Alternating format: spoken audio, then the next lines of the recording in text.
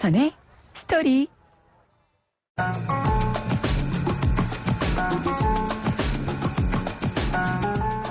안녕하십니까. 주말 아침을 청취자 여러분과 함께하는 YTN 뉴스 FM 황보선의 스토리입니다. 저는 말씀이죠. 계절에도 냄새가 있는 것 같다는 생각을 종종 합니다. 단풍이 물든 가을길에선 왠지 낙엽 타는 냄새가 나는 것 같고요. 겨울에 헐벗은 나무들이 서 있는 호수는 비릿한 얼음 냄새가 나는 것 같습니다. 5월은 어떤 냄새가 떠오르십니까? 이 봄비가 땅에 스며들면서 생기는 흙냄새나 갓 끓인 된장찌개에서 풍기는 향긋한 냉이 냄새. 물론 손 소독제 냄새가 더 요즘 익숙하고요. 혹자들은 마스크에 갇힌 자신의 입냄새가 제일 가까운 냄새라고 말하는 이런 5월을 보내고 있다고 합니다. 곧 진짜 계절의 냄새를 맡을 수 있겠죠?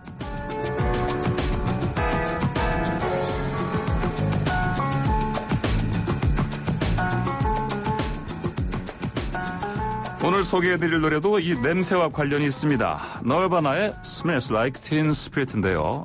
이 제목이 나온 배경이 재밌습니다. 이 밴드의 리더인 코트 코베인이 어울리던 한 여성 밴드의 멤버가 커트 코베인 Smells Like Teen Spirit 라고 코베인의 방에 그 벽에다가 이렇게 썼답니다. 사실 이 곡에 나오는 제목에 나오는 틴 스피릿은 탈취제 상품 이름이었습니다. 커트 코베인은 이 낙서에서 틴 스피릿가 뭔지도 사실 잘 모르고 이 낙서에 착안해서 곡을 만들었답니다. 커트 코베인은 냄새라는 말에 상당히 애착을 가진 것 같습니다. 그가 공연 때문에 미국 내는 물론이고요. 세계 곳곳을 다닐 때 항상 끼고 다닌 책이 패트릭 쥐스킨트의 그 유명한 책 향수였다고 스스로 털어놓은 적도 있습니다. 오늘 여러분의 주말 아침을 여는 냄새는 어떤 건지 궁금합니다. 노래 듣죠. 너바나의 Smells Like Teen Spirit입니다.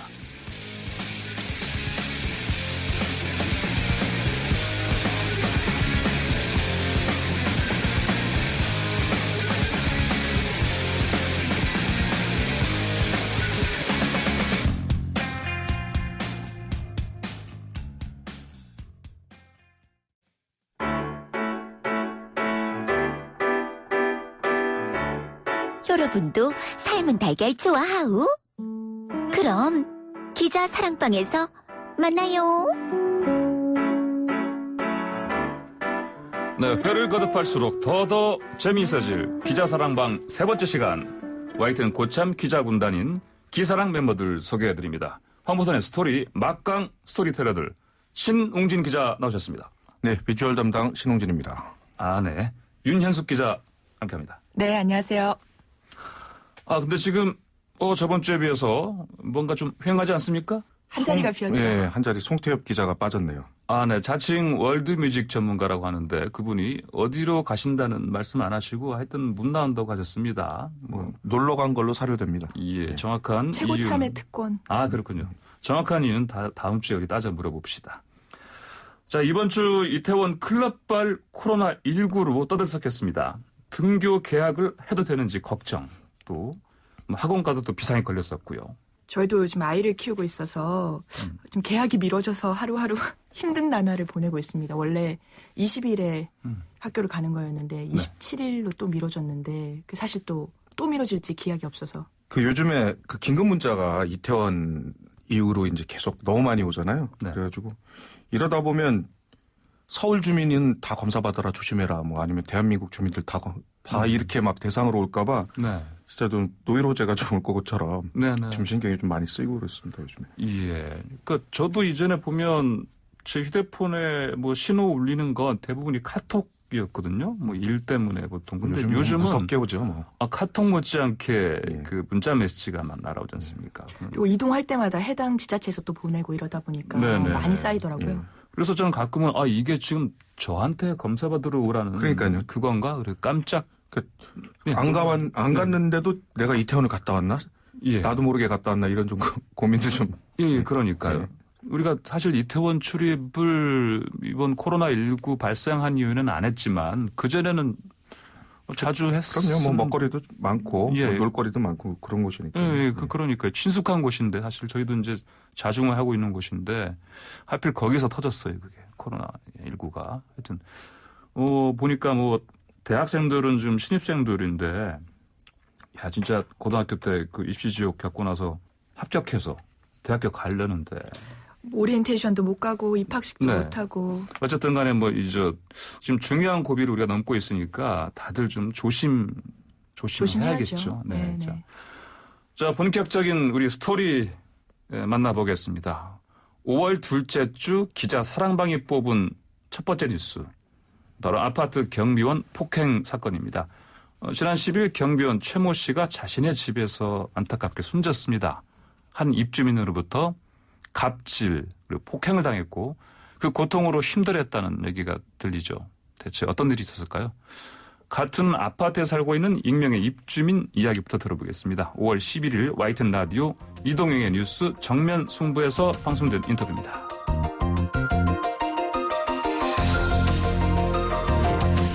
지금 그 언론 내용을 보면 폭행 이유가 이중 주차 때문에라고 하던데 아파트의 주차 문제가 늘 고민거리였습니까? 예, 저희 아파트가 입주민들의 차 대수에 비해서 주차장이 조금 좁아서 예. 평행 주차를 할 수밖에 없는 구조예요. 다들 그렇게 알고 그거를 감수하면서 같이 살고 있는 상황이었고, 그리고 경비 아저씨께서 이렇게 입주민들 주차를 좀 편하게 들어가고 나가게 하기 위해서 좀 같이 정리를 도와주시는 업무를 많이 하셨거든요. 예. 그래서 입주민들 간에 뭐 평행 주차 문제 서로 조금 갈등이 있을 수 있지만 그런 부분은 좀 감수하고 가내는 그런 상황이었어요. 예. 네. 평행 주차를 할 수밖에 없다고 하면 이게 늘상 일어나는 일일 텐데 그 가해자분은 왜 그렇게 화가 났을까요? 평행 주차를 평상시에도 많이 그 평행 주차 안 해도 되는 그런 뭐 일반적인 주차 자리가 있어 그 평행 주차를 많이 해놓으신다고 하더라고요. 들어보니까 예. 본인 차를 만지지 말라고 이전에 얘기를 하셨나 봐요. 근데 이제 아저씨께서는 이렇게 차를 조금 그 평행 주차된 차를 조금 자리를 조정을 해야지 빈자리에 다른 차가 들어올 수 있고 또 다른 차가 나가야 되면 그 차를 좀 옮겨야 되고 이런 업무 통상적인 업무를 하실 수밖에 없는 상황이잖아요. 예. 본인이 뭐 차를 만지지 말라고 해서 여기가 단독주택이 아닌 이상 그럴 수는 없는 상황이었거든요. 무리한 요구죠.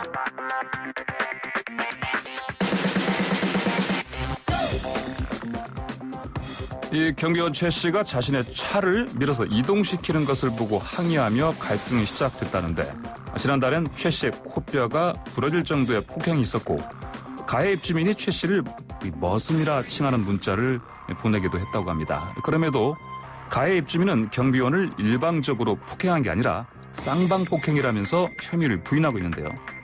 직접 취재한 기자의 이야기를 들어보겠습니다. 5월 13일 YTN 라디오 슬기로운 라디오 세상에 출연한 안윤학 YTN 사회부 기자의 이야기입니다.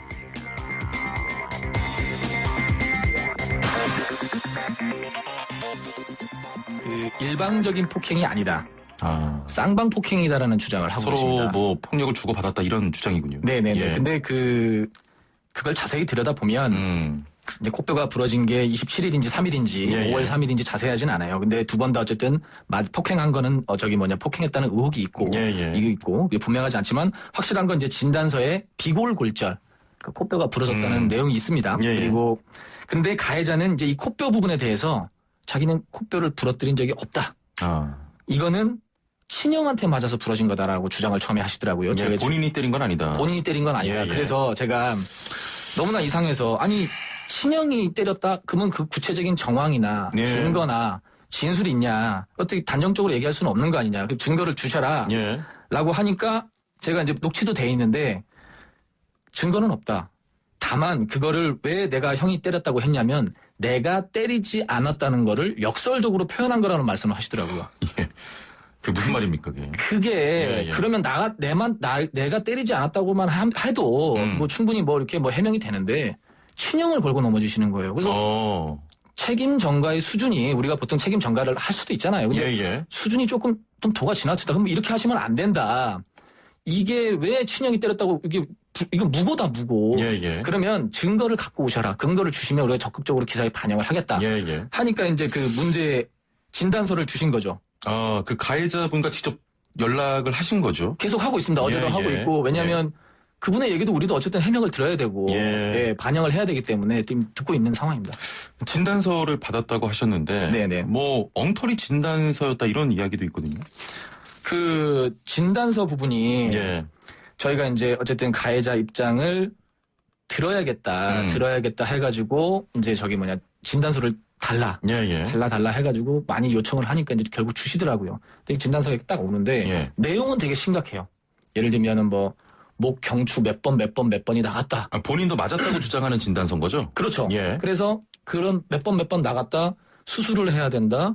그리고 저림, 손저림까지 오잖아요. 목 예, 예. 디스크가 오면. 그래서 목 디스크로 인해서 상당히 심각한 큰 병원, 대형 병원에 진단서를 주시더라고요. 그래서 예. 이거 사실인가 해가지고 제가 면밀히 봤죠. 그랬더니 예.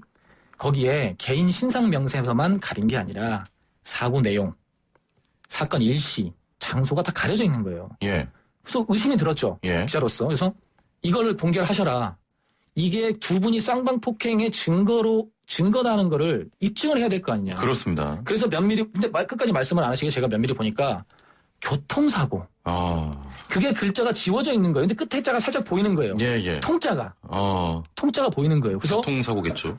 그래서 이거 교통사고 아니냐. 예. 교통사고 진단서를 갖고 저한테 그 말씀을 하시면 이거는 허위 아니냐. 예. 그렇게 말씀을 계속 이제 추궁을 하니까 제가 이제 기자로서 질문을 하니까 다른 이제 한의원 진단서를 하나 주시는 거예요. 예. 그 진단서 보면 명확하게 나와 있습니다. 이제 지난해 교통사고 이후 목 디스크가 맞다. 교통사고 이후에. 그런데 거기 예. 어떤 문구가 들어가냐면 밀어서 넘어져서 통증이 다시 왔다는 내용이 있긴 있습니다. 예. 있긴 있는데 그래서 그러면 사실일 기고도 있고도 해서 발행 일자를 보니까 그게 5월 4일이에요.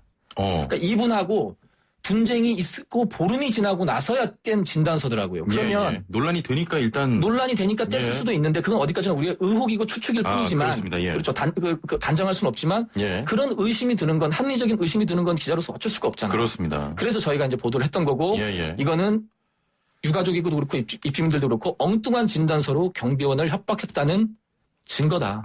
이거는 그래서 나오는 얘기는 주장을 할 때 사무소 위조까지도 할 수 있지 않느냐. 예. 이런 얘기까지 나오고 있습니다. 실제 돌아가신 피해자는 물론이고 가족분들에게는 사과 한마디 없습니까? 어젠가 전화가 오셨다고 이제 친형분께서 말씀을 하시더라고요. 예. 그래서 저희가 이제 그 내용을 들어보니까 전화를 하셔서 어찌됐든 미안하다, 죄송하다. 그래서 이제 유가족분이 그렇게 말로만 하지 말고 그 빈소에 오셔서 절이라도 하고 사죄를 하셔라 진심으로. 그랬더니 이분이 지금은 몸이 아파서 갈 수가 없다. 예. 몸이 아파서 갈 수가 없다. 그런데 그래서 이제 친형분이 이제 말씀을 해줬죠. 그러면 하나만 묻자. 왜 도대체 우리 동생을 이렇게 괴롭히고 때리고 협박을 했냐. 예. 그때 전화를 그냥 끊으셨다고 하시더라고요. 끊으시고 이제 전화를 다시 하니까 전화도 안 받으시고. 예. 자, 지금 들어보셨지 않습니까? 이 가해 입주민 태도, 안윤학 기자가 얘기했지만은 이해하기가 쉽지가 않습니다. 두 분은 인터뷰 내용 어떻게 들으셨어요? 일단 전에 들은 거긴 하지만 이 가해자 변명이 상당히 공색하다. 네. 이 가해자가 이제 누군가 했더니 이 포크 가수 다빈 씨라고 있는데 이 다빈이라는 사람이 스스로 이제 일종의 폭로를 했거든요. 네네. 그 본인 소속사의 매니저라고 하는데 이것 때문에 이제 동명이인 또 여성 가수 다빈이라는 사람의 매니저냐 이러면서 여러 가지 설레가 있었습니다. 네. 또 한때는 또 태진아 씨의 매니저라고 이제 잘못 알려지는 바람에 태진아 씨가 공식적으로 아니다라고 이제 가짜 뉴스다라고 반박한 일도 있었고요. 이 경비원이 평소에 성품이 좋았다라고 이제 들었는데 그렇기 때문에 주민들이 이렇게 많이 슬퍼하고 적극적으로 이번 사건을 알리기도 했다라고 하는데 가해자의 이 어불성설한 그런 변명으로 일관한 점들이 상당히 좀 실망스러웠다. 네, 대신에 이제 다른 그 주민분들이 분향소에 와서 분향도 하고 막걸리도 올리고 또 추모 메시지도 이렇게 붙여놓은 거 보니까 이게 참 안타깝더라고요. 네. 이게 저희가 다른 취재 현장에서 이제 이 인터뷰에 응한 다른 경비원들이 이런 말씀하셨다고 하던데 일하러 올 때는 원래 간쓸게 다 내놓고 와야 된다 이런 말씀을 하시던데 이게 원래 자신의 노동력을 제공하고 이게 합당한 임금을 받는 게 노동과 고용인데 그렇죠. 왜 이렇게 불합리한 일들이 언제까지 우리 사회에서 반복돼야 될지 좀 안타깝습니다. 네. 그러니까요. 사실 이렇게 극심한 갑질은 아니더라도 사실 뭐 저희도 아파트에 다들 사시죠. 예. 네. 보면은 그 경비원분에 대해서 이렇게 일부지만 어떤 주민들이 대하는 태도를 보면은 야 저건 내가 지금 나서 가지고 주민한테 뭐라고 하고 싶다라는 그런 상황도 사실은 저도 몇 번 본 적은 있어요. 이제 이런 것들이 보면 이렇게 심한 케이스는 아니더라도 사실 우리나라 인구 5천만 나라에 별일이 다 있습니다. 보면 정말. 예. 네, 그래서 이번 사건이 굉장히 사회적으로 이슈가 되면서 비슷한 피해에 시달리는 뭐 경비원분들, 그렇죠. 미화원분들에 대한 그 갑질 피해 사례가 많이 쏟아져 나오고 보도가 그렇죠. 되고 있는데요. 네네네. 이 시민단체 직장 갑질 119가 이런 피해 사례들을 모아서 공개를 했어요. 네네. 뭐 대표적인 사례를 보면은 아파트 입주자 대표회장이 20년 동안 관리사무실에 자기 책상을 한 켠에 딱 마련해 놓고 그렇죠. 내가 왕이다. 언제든지 내쫓을 수 있다. 나한테 잘 보여라. 뭐 이런 등등의 말을 했다고 하더라고요. 네. 그리고 뭐 자기 승용차 세차를 시킨다든지 아니면은 뭐 지금 현금 없다고 카드를 주고 뭐 돈을 대신 뽑아오라고 한다든지 이런 온갖 네네. 잡심부름 시키는 경우도 관리소장들도 또 많이 그런다고. 왕왕이 있고요. 아파트 입주자 대표 회장들이 뭐 일부시긴 네네. 하겠지만 이렇게 왕처럼 군림을 하고 이렇게 주민들이 함께 살아가야 되는 아파트가 이 갑질의 온상이 되는 데는 이렇게 보면은 구조적인 문제가 있더라고요. 일단 피해자인 이런 아파트 경비원, 경비 노동자들이나 환경미화원 같은 경우에는 대부분 다 고령이세요. 그렇죠. 예.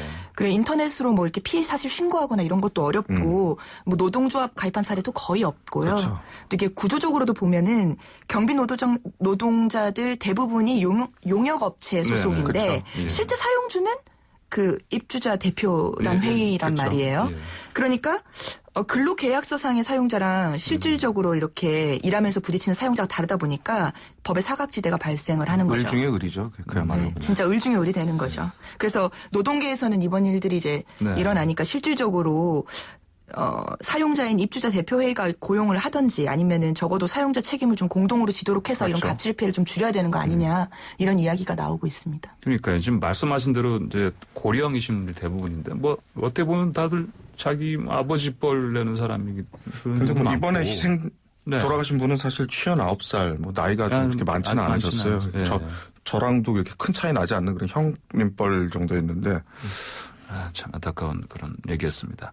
근데 이게 이제 아까 윤윤숙 기자가 말씀하신 대로 이 경비원이나 미화원들에 대한 이제 갑질 피해 사례 막 지금 나오고 있는데 또 이게 다른 분야도 사실 되게 많지 않습니까? 이 갑질 문화. 그렇죠. 이게 뭐 한둘이 아닌데요. 일단 큰 거 뭐 기억나는 것들부터 좀 짚어보면 그 이장한 종근당 회장이 네. 운전기사들 욕설 해서 그 욕설 녹취 네네. 다 들어보시고 깜짝들 놀라셨을 텐데 그런 일이 있었고요. 그리고 뭐 정우현 전 미스터 피자 회장은 네네. 이제 그 당시에 그 건물 경비원을 폭행하고 그리고 또 이제 이후에 보니까 이 치즈 통행세라고 그래가지고 이 동생 아내의 회사를 중간 납품업체로 끼워가지고 뭐 그때가 거의 30년 다 된 회사가 이제 퇴출될 뻔했죠. 지금 상장 폐지 위기까지 몰렸었는데 지금 뭐 재심의를 받고 겨우 뭐 연명을 하고 있습니다만 그런 일이 있었고 또 이게 뭐 다만 이렇게 무슨 회장님, 사장님 이런 사람은 아니고 그 최근 몇 달 전에는 이제 백화점에서 이제 보안 요원에게 욕설하고 쟁반을 던진 이 여성을 이 지명 수배를 해서 검거한 일이 있었거든요. 근데 이 사람을 지명 수배를 때려 보니까 경기도 안양에서 또 소란을 일으켜서 경범죄로 또 검거가 돼 있던 상황이었어요. 수배 3개월 만에 일반인인데 이런 일이 있었고요.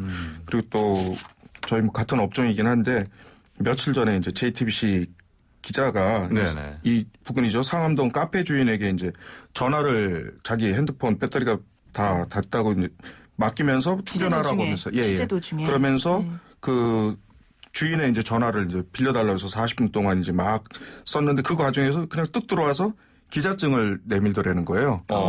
그러면서 그냥 빌리고 한참 자기 일 보더니 그냥 쑥 호련히 떠나버린 거죠. 그래서 40분가량 썼다고요? 예. 그래서 카페 주인이 너무 좀 짜증나고 그러니까 쫓아나왔는데 그냥 뭐 별 얘기 안 하고 그냥 쑥 하고 그냥 차를 타고 떠나버린 거예요. 그래서 결국 JTBC 측에서 뭐 그 기자와 이제 선배 기자들이 찾아와서 이제 2번이나 이제 사과를 했다라고 하는데 선배 기자가 찾아갔다고요? 예, 같이 갔다고 그럽니다. 그 선배 기자가 같이 왔는데 중요한 거는 이 담당 기자 그 JTBC 기자가 이 당시에 그 돌아가신 그 이번에 돌아가신 최모 씨 경비원 관련 취재를 하고 있는 와중이었어요. 그러니까 본인은 갑질 취재를 하면서 예. 갑질을 하게 된 셈이기 때문에 이게 네. 어찌 보면 이렇게 머리와 가슴이 따로 노는 그런 경우였죠. 이게 많이 보도는 안 됐는데 네. 타산지석으로 좀 삼아야 될 것 같습니다. 아.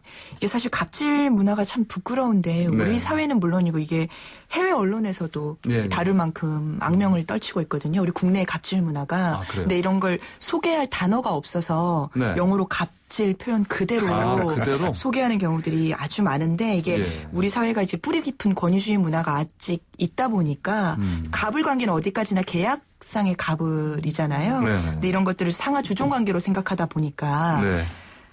좀 이런 일이 계속 근절이 안 되는 것 같습니다. 참 안타까운 상황인데 하여튼 우리 뭐 방금 말씀하신 대로 같은 동종 업계에서도 이제 그런 갑질을 자기가 하는 줄도 모르고 그렇게 하는. 네, 뭐 기자들이 욕을 많이 먹습니다. 이래저래 본인들도 예. 잘 모르고 갑질하는데도. 그러니까 이러다가는 뭐 우리가 한동안 또 뭐 기레기라는 얘기를 그렇죠. 많이 들었었는데 이런 행동까지 하나하나 가지고도 사실 그런 비난을 들어도 싸다. 그렇죠. 좀 더 세심해야 되고 언론도 많이 바뀌어야 됩니다. 이런 경우 참 많지요. 예. 저 자신부터 네. 바꾸겠습니다. 다시 한번 되돌아보면서 네. 잘합시다. 예? 네. 근데 참 그 경비원 최모 씨가 일하던 그 경비실 사진 혹시 네, 보신 분 봤습니다. 계세요? 아, 어떠셨어요? 못 봤을 때. 그야말로 그 영화 기생충의 한 장면 같았다라고들 얘기하는데 이게 뭐 문제는 이제 그 경비실만 그런 게 아니고 전국 어느 아파트를 가도 상황은 좀 비슷할 겁니다 아마. 네. 경비 절감 문제 때문에 그렇게 했지만 뭐 아무튼 저도 지나다니면서 이렇게 한 번씩 보면 저 좁은 데서 생활이 되나 이런 생각이 좀 들 때가 있죠. 네, 그렇죠. 여기 기생충 얘기하셨는데 그 사진을 보면 변기 위 선반에 네네. 전자레인지 있고 물 끓이는 포트 그렇죠. 있고 또 바로 그곳에서 또 옷도 갈아입으신 것 같은 네네. 모습이 보이던데 이게 참 얼마나 열악한지 그 사진 한 장만 봐도 그분이 네네. 받으셨을 것 같은 네네. 어떤 대우라든가 이런 것들이 보이더라고요. 그래도 유족들이 보면 얼마나 마음이 아프겠어요. 아프겠죠. 근데 이제 꼭 그런 곳만 있는 곳은 아니고 아까도 그 아파트 단지에서도 그분을 도와주셨던 많은 분들이 있는 것처럼 다른 아파트 같은 경우에는 뭐 경비실에 에어컨 놓아주자는 움직임도 있었고 경비원들을 최저임금 높아진 이후에 좀 없애려는 움직임이 있으니까 무인으로 돌리려고 하니까 이런 것들을 그렇죠. 아파트 주민들이 반대하고 예. 대자보 벽보 붙이고 그래서 다시 고용된 사례들도 많았거든요. 미담도 많긴 하죠. 그래서 남을 조금 더 배려하고 함께 살아가는 이런 모습이 좀 확대되면 좀 어떨까 생각을 합니다. 네, 이번 일을 계기로 해서 이제 경비원 관련 환경이라든지 뭐 이분들의 처우 관련해서 제도라든지 그리고 또 우리 일반 시민들의 의식들도 많이 좀 바뀌었으면 좋겠습니다. 또 근데 말만 하고 또 그냥 또 쓱 기억에서 잊혀지지 않을까 그런 또 걱정이 또 앞서기도 합니다. 당장 오늘 집에 가서 경비원 아저씨들한테 인사부터 하는 게 첫걸음일 것 같습니다. 네. 꼭 그렇게 합시다. 예.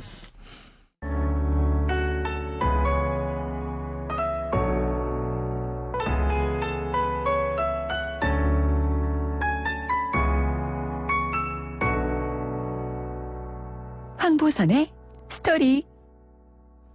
자, 월요일부터 긴급 재난지원금 신청이 시작됐습니다. 이번 주는 요일제를 적용해서 카드사 홈페이지나 모바일 웹에서 신청을 받았고 다음 주부터는 카드사와 연계된 은행에 직접 방문해서 신청하는 게 가능하다고 합니다. 자, 이제 많은 분들이 정부의 긴급 재난지원금을 쓰게 되는데요. 어디에서 쓸 수 있는지 헷갈린다는 분들이 참 많습니다. 5월 14일 YTN 라디오 생생경제에서 자세한 사용처를 말해주는데요. 권혁중 경제평론가의 설명 들어보시겠습니다.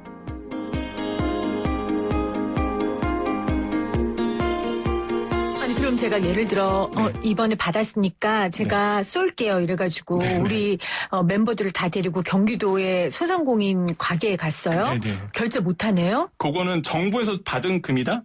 재난지원금이다? 안 됩니다. 안 되는군요. 네, 서울시 내에서만 가능을 하세요. 서울시에 사시는 분들은 자기 그렇군요. 행정 주소지가 있는 지역에서만 가능하십니다. 네. 그러면 서울시에서 주는 재난긴급 생활비라고 있어요 또. 네. 서울시에 사시는 분들이 받았던 거. 이런 제로페이 가맹점 서울 전 지역 가능합니다. 그런데 지자체구별로 발행하는 상품권이 있어요. 네. 이걸로 받으신 분들은 해당 자치구에서만 또 가능합니다. 그러니까 이게 그러니까 그래서 제가 지금 정리를 해드린 거예요. 네. 이게 대표적인 게 경기도에서 주는 재난기본 소득이 있고 또 서울 사시는 분들은 재난 긴급 생활비라고 있고 이번에 우리가 지금 얘기하고 있는 정부 중앙정부에서 주는 전체 다 주는 네. 긴급 재난 지원금도 있기 때문에 이게 많이들 헷갈려 하셔서 이게 좀 정리를 좀 해드려야 되겠다라고 말씀을 좀 드립니다. 자, 지원금으로 쏘러 가실 때 꼭 세부 내용 확인하고 가셔야 됩니다. 여러분. 맞습니다. 큰일 납니다. 네. 그렇다면은 긴급 재난 지원금을 자, 지금 권혁중 경제평론가 얘기 들어보셨는데, 근데 두 분은 저 긴급재난지원금 신청하셨습니까? 저는 아직 저는 세대주가 아니라서 신청을 못합니다. 아, 세대주가 아니에요? 네. 저는 세대주이긴 한데 네. 제가 지금 50이 넘도록 처음 겪어보는 일이라 네. 이게 좀 잘 모르겠고 그리고 뭐 좀 여유가 있다라고 해서 이건 뭐 생각을 좀 조금 해보고는 있습니다. 왜냐면 뭐 기부를 기부를 하기도 하고 뭐 소비를 하는 사람들도 있고 그런데 아직 뭐 결론을 내리지는 않았습니다. 아, 그렇군요. 저는 긴급 재난 지원금은 아직 신청을 안 했지만 경기도에 살고 있어서 재난 기본소득도 받았고. 아하. 네. 근데 굉장히 다양하게 다 이렇게 다르다 보니까 좀 굉장히 헷갈리더라고요. 예. 어느 지자체에 살아야 이제 가장 많은 수혜를 받을 수 있는지 그런 표들도 정리돼서 떠돌기도 하고. 아, 뭐 그렇다고 그것 때문에 그쪽으로 이사 갈 수는 없잖아요. 뭐 그렇긴 한데. 네. 그리고 이사를 이게 기준일인 3월 29일 기준으로 긴급 재난 지원금을 주다 보니까 거기 이후에 이사 가신 분들은 되게 혼란이 있고 또 그런 경우도 있더라고요. 제주도에 사시던 분들이 만약 육지로 이전했을 경우에는 그걸 쓰려면 제주도에 가셔야 되더라고요. 그 원희룡 지사가 그래서 이런 문제가 있다 이렇게 또 현금으로 줘야 된다 이런 얘기들도 하셨고 그 주간 부처인 그 행안부에서도 뭐 여러 가지 방안들을 검토하고 있다고 하니까 그 기간 안에 좀 다양한 방법들이 나오지 않을까 생각합니다. 네네. 자, 근데 그 해외에서는 그 재난지원금을 어떤 형태로 지원하나 이거 좀 우리가 궁금해할 수 있는데 혹시 뭐 알아보신 분이 계세요? 네네, 제가 알아봤는데요. 되게 다양하더라고요. 싱가포르하고 홍콩 같은 경우에는 전 국민한테 현금을 지급을 하고 있고요. 뭐 싱가포르는 최대 우리 돈으로 한 100만 원 정도, 홍콩은 한 150만 원 정도. 그리고 미국 같은 경우는 전부 다 주는 건 아니고 소득별로 차등을 주기는 하는데 뭐 연 7만 5천 달러 이하 소득자에게는 1,200달러씩 1인당. 1,200달러? 네, 수표로 줬어요. 체크. 네, 수표로 줬는데 트럼프 대통령 이름이 들어가서 이게 대선용이다. 뭐 이런 이야기들이 좀 구설에 올랐고요. 독일이나 프랑스 같은 경우는 선별해서 저희처럼 다 주는 게 아니고 선별 지원하는데 개인이 아니라 뭐 프리랜서나 자영업자 중에 이번 코로나19 이후에 좀 매출이 줄었다 이런 것들을 얘기를 하면 일정 금액을 지원하는 형태고요. 나라마다 뭐 상황이 다 다를 테니까. 요즘 제일 관심 가는 국가 있잖아요. 바로 옆 나라 일본. 일본 말도 많고 탈도 많고 코로나19 이후로 저희한테 굉장히 일거수일투족이 양국 간의 서로의 관심인데 일본 같은 경우는 4월 27일 기준으로 등록된 사람들한테 개인당 1인당 10만 원, 우리 돈으로 100만 원 정도 지원을 하는데 외국인도 포함돼요. 그래서 저희가 일본 특파원한테 물어봤어요. 받냐고. 받는데요. 아, 그래요? 네, 근데 이게 문제가 인터넷이나 우편으로 신청을 할 수가 있는데 우리가 생각하기에는 인터넷이 더 간단할 것 같잖아요. 근데 일본이 아주 특이한 게 인터넷으로 신청을 하면 이걸 구청 직원들이 일일이 입력한 정보를 다 수기로 들여다본대요. 그래서 2인 1조로 작업하는데 신청 건수는 뭐 하루에 10,000건이 들어오는데 150건밖에 처리를 못하고 굉장히 뭐 나름의 사정은 있겠지만 좀 일본의 어떤 우리가 몰랐던 면모를 가깝고도 먼 나라 정말 일본 맞네요.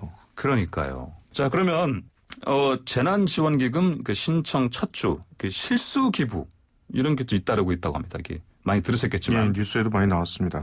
그래서 뭐 기부 취소 소동이 벌어졌다 이런 얘기 들리고요. 자, 어떻게 된 일인지 YTN 라디오 노영의 출발새 아침에 출연한 참 좋은 경제연구소 이인철 소장의 설명 들어보시겠습니다. 그렇습니다. 정부가 지원금 기부 피싱이냐라는 이제 이 불만이 폭주했습니다. 이유는 정부가 이 긴급재난지원금 카드 신청 메뉴 안에다가 기부 메뉴를 같이 설치하도록 지침을 내렸기 때문인 것으로 드러났는데요. 아마 어제까지 카드사 지원금 신청 화면을 보면 개인정보 입력하고 본인 인증을 하게 되면 고객이 받는 지원 금액이 나오고요. 바로 아래 기부 신청 항목이 나옵니다. 여기서 기부 금액을 만원 단위로 입력할 수도 있고 전액 기부 클릭 상자가 별도로 있습니다. 기부 입력이 끝나야만 지원금 신청 절차가 마무리되는 방식입니다. 당초 카드업계에서는 이거 분리해야 된다라고 요구했지만 정부가 아니다. 같이 설치해라. 라고 지침을 내렸다고 합니다. 정부의 의도는 일종의 넛지, 이렇게 좀 간접적으로 유도하려는 효과가 있었지 않겠느냐라는 건데요. 어쨌든 신청 첫날 실수로 기부를 해서 어떻게 하면 취소할 수 있는지 문의하는 전화가 폭주했다고 합니다. 별 생각 없이 클릭 상단을 눌러서 전액 기부했다라는 하소연까지 있었는데요. 어쨌든 카드사는 이제 신청한 자료가 매일 오후 11시 30분에 정부로 넘어가기 때문에 그 이전에 당일 취소하면 기부금은 변경이 가능합니다. 또한 이제 이런 비난이 폭주하자 정부는 오늘부터 이제 카드사에 온라인 신청 화면을 바뀌도록 이제 요청을 했는데요. 기부를 하지 않을 경우, 기부를 선택할 경우 팝업 창으로 재차 확인할 수 있도록 개선을 요청했다는 겁니다. 그리고 기부하지 않음이라는 선택할 수 있는 메뉴도 새로 만들겠다라는 건데요. 어쨌든 이 행정안전부가 이제 주무부서인데요. 기부금을 실수로 입력하게 되면 지금은 당일만 이제 수정하도록 되어 있는데 추후에 주민센터 등을 통해서 수정할 수 있도록 조치하겠다라고 알고 있기 때문에 지금 뭐 불만의 목소리가 이제 커져서 예. 자, 지금 그냥 들어도 좀 복잡하죠. 그러니까 이런 지금 이번에 그러니까 재난지원금 받는 것만이 아니고 우리가 평소에 어떤 뭐 인터넷상으로 아니면 모바일상으로 어떤 계약을 할 때 보면 사실 우리가 그 안에 문구들을 꼼꼼히 그쵸. 보지는 않죠. 못 보잖아요. 예. 네. 뭐 클릭하라고 그러면 그냥 뭔지도 모르고 그냥 클릭부터 무조건 해버리고 예. 빨리빨리 넘기고 전체 그렇죠. 동의할 때도 있고. 그렇죠. 네. 그러니까 저는 이전에 맞다. 자동차 보험 제가 이제 계약하는데 제가 전화상으로 이제 그 회사의 자동차 보험회사의 안내원이 자, 이거를 전화상으로 안내를 받으시고 하겠습니까? 아니면 모바일상에 그냥 거기에서 승인을 하시고 하시겠습니까? 그러다가 그래서 그냥 그래도 이왕이면 꼼꼼하게 하고 싶어서 혹시 모르니까 전화상으로 했다가 좀 후회했습니다. 한 5분 나오죠. 5분이 뭐예요? 한 거의 한 10분.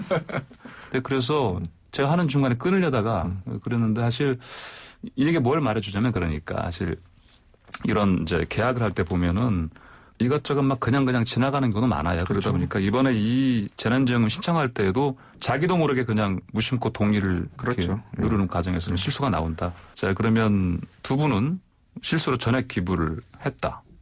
그럼 어떻게 할 거예요? 저는 만약에 생각이 없었는데 실수로 기부를 했다 네. 하면 또 전화해서 취소하고 이러는 게 되게 힘들 것 같고 그것도 피곤할 것 같기도 해요. 그래서 만약에 실수를 했다 하면 연말정산에서도 또 세액공제도 받고 한다니까 맞습니다. 뭐 그냥 하지 않을까 싶기도 하네요. 아니 뭐 속된 말로 낙장불입이라고 뭐 눌렀으면은 그냥 가야죠. 근데 뭐 대부분 이번 뉴스가 이렇게 나왔으니까 뭐 앞으로 신청하는 사람들은 그런 뭐 본의 아니게 기부를 하는 일들은 별로 없을 것 같은데요. 근데 뭐 꼭 기부가 정답은 아니라고 보는 게 뭐 이번에 최문순 강원도지사가 또 말했듯이 일종의 경제 방역이다. 그렇기 때문에 모두 빠짐없이 신청해서 소비하길 바란다라고 하거든요. 이 돈이라는 게 돌고 돌아서 이제 효과가 나는 거니까 어딘가로 가면 또 이게 흘러서 낙수 효과도 나고 이래가지고 결국 경제가 활성화되는데 도움을 줄 거기 때문에 가능하면 소비를 하는 게 맞지 않을까. 그 의도 자체가 기부하라고 만든 지원금이 아니지 않습니까? 소비하라고 만든 거니까요. 사실 기부를 하면 국고에 귀속이 되니까 또 그런 점도 생각은 해봐야 될 것 같네요. 네, 그렇군요. 자, 그런데 뭐 기부 얘기 이왕 나왔으니까 두 분 기부 좀 하세요? 저는 뭐 개인적으로 좀 했습니다. 일단 유니세프에 좀 하고 있고요. 예전에 이제 책이 좀 팔릴 때 그 수익금의 일부를 이제 약정을 해서 이제 보낸 적이 있었고요. 맞다. 우리 신웅진 기자 유명한 저자입니다. 작가시죠. 그리고 또 이한열 재단 뭐 이런 몇몇 곳에다 개인적으로 기부는 하고 있습니다. 그렇군요. 저도 개인적으로 시민단체나 단체 몇 곳에 기부하고 있습니다. 훌륭한 기자들이 다만 이제 액수는 묻지 말아 주십시오. 그렇군요. 소액이니까. 저도 소액으로 좀 몇 군데 하고 있는데 역시 말씀하신 대로 소액이라서 이렇게. 그래서 이 기부라는 게 사실 금액이 말씀하신 것처럼 중요한 건 아닌 것 같아요. 저희도 주변에 이제 취재하다 보면 뭐 얼굴 없는 천사, 뭐 기부왕 이런 기사들을 쓰는데 이번 코로나19 사태 이후에 뭐 마스크라든가 아니면 이런 것들을 기부하시는 분들 보면 오히려 본인 형편이 되게 어려운데 하시는 분들이 오히려 더 많더라고요. 최근에도 저희가 취재한 사례를 보면 장애인 부부가 기초생활수급비를 모아서 11년째 기부를 하고 계시던데 그걸 본받아서 자녀들도 용돈 받은 걸 또 고사리 손으로 보태서 또 기부도 하고 물론 금액이 당연히 그렇게 많지는 않지만 기부도 습관이다. 그래서 만약에 이번에 긴급 재난지원금을 통해서 혹시 그 전에 기부를 어떻게 하는지 몰라서 어려워서 처음이 어려워서 못하신 분이 있다면 뭐 이번 기회에 이렇게 새로 바뀐 거에 보면은 금액을 이렇게 수정도 할 수 있고 뭐 이렇게 단돈 10,000원이라도 할 수도 있다고 하니 한번 첫걸음을 떼보시는 것도 그렇죠. 나쁘지 않을 것 같습니다. 네, 그렇군요. 이 기부라는 게 이제 돈을 이제 뭐 준다라는 의미인데 제가 한 20여 년 전에 사회부 있을 때 이제 기억나는 이제 얼굴 없는 천사라고 하니까 이 경찰이었었는데 이 성남의 한 어떤 어린이하고 불편한 노인 등을 이제 돌보는 작은 시설이 있었는데 거기 가서 이제 제가 취재를 하면서 동행을 하면서 이게 과연 진심일까 약간 좀 의심스러운 눈빛으로 이제 갔는데 그 똥 기저귀 같은 걸 너무 자연스럽게 옆에서 갈고 있는 거예요. 근데 저는 솔직히 그 냄새가 좀 코가 민감해서 아이고야 난 저거 못하겠다. 근데 그분 너무 자연스럽게 하고 그 사람들 손잡아주고 막 이랬는데 이런 걸 보면서 돈뿐만이 아니고 이제 행동으로 하는 그런 기부들 그런 것들도 상당히 크다. 이번 기회에 좀 이런 것도 좀 살펴봤으면 좋겠다라는 생각이 좀 들더라고요. 네, 알겠습니다. 자, 얘기는 여기까지 듣고요. 기부와는 전혀 어울리지 않는 명품 가방 이야기 이거 좀 해야겠습니다.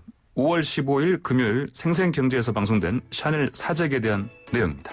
샤넬백을 880만 원 주려고 오픈런이라는 게 있던데 오픈런이 일단 무슨 뜻이에요, 평론가님? 아니 오픈런이라는 건 이제 문을 열자마자 막 뛰어간다는 한정되어 있는 수량 때문에 결국 빨리 달려가가지고 먼저 손을 뻗어가지고 손에 넣는 뭐 그런 과정들을 오픈런이다 이렇게 얘기를 하죠. 한정 판매 뭐 이런 상황인데 사실은 이거는 저는 뭐 샤넬사의 횡포가 아닌가. 샤넬사의 횡포다. 왜요?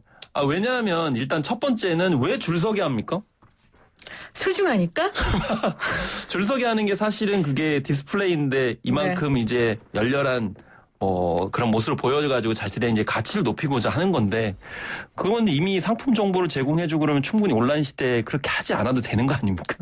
아니 이 샤넬백이라는 게 이번에 사실은 이게 그 오픈런 얘기가 나온 게 샤넬백이 가격이 올라간다는 거죠? 가격이 올라갔습니다, 실제로. 그러니까 그 가격 오르기 전에 살려고 그렇죠. 뛰어갔다는 거죠? 뭐 디자인이나 이런 게 바뀐 게 거의 없는데 가격만 뭐 예를 들어서 샤넬 클래식 플랫백 뭐 이런 거는 한 잘 아는 것처럼 읽으세요. 처음 이게 못 속여요 요새. 이거랑 뭐 안 어울리는 게 클럽뿐인가요? 명품도 안 어울리지. 어쨌든 이게 한 632만 원에서 769만 원 정도가 됐다 그러고요. 그다음에 미니백은 26% 정도 올라가지고 한 470만 원 가까이 했다 그래요. 오르고 난 다음에는 손님이 전혀 없다는 거죠. 그러니까 가격이 너무 높아서. 심리가 뭐냐면 샤넬이 굉장히 비싼데 오른다. 그러면 만약에 100만 원 올렸다. 그러면 100만 원 오르기 전에 사자. 그러면 이득이다. 뭐 이런 심리를 자극을 하는 거예요. 그러니까 조금 있다가 다시 또 100만 원 올리겠다. 그러면 사람들이 100만 원 올린대. 그러면 그 전에 사면 또 100만 원 이득이네. 뭐 이런 산수를 한다는 거예요. 그러니까 샤넬백이 뭐길래 이렇게 해야 하나? 이게 뭐예요 도대체? 그 패션에 관심이 많지 않은 분들도 한 번쯤 샤넬백은 들어보셨을 거예요. 샤테크라고 들어보셨는지 모르겠는데 미리 가격이 오르기 전에 사놨다가 이제 오른 뒤에 되파는 그런 걸 하려는 분들이 좀 많이 모여서 백화점 문이 열리자마자 줄을 섰다가 뛰어가는 모습이 저희 쪽에 제보가 됐는데 서로 막 뒤엉키고 넘어지고 이런 모습들이 잡혔고요. 그리고 좀 특히 코로나19 때문에 사회적 거리두기나 생활 속 방역이 강화되는 시점에 좀 바람직하지 않았던 모습이라는 이런 지적들이 좀 언론을 통해서 많이 나왔죠. 알겠습니다. 자, 오늘 이야기 여기까지 하고요. 그 두 분 주말 즐겁게 보내시고 오늘 말씀 감사합니다. 지금까지 기자사랑방의 스토리텔러 윤현숙, 신웅진 기자였습니다. 감사합니다. 오늘 저희가 준비한 순서는 여기까지입니다. YTN 뉴스 FM 황보선의 스토리 5월 16일 토요일 순서는 다이어 스트레이츠의 Money for Nothing으로 마무리하겠습니다. 전 내일 아침 9시 10분에 다시 찾아뵙겠습니다. 감사합니다.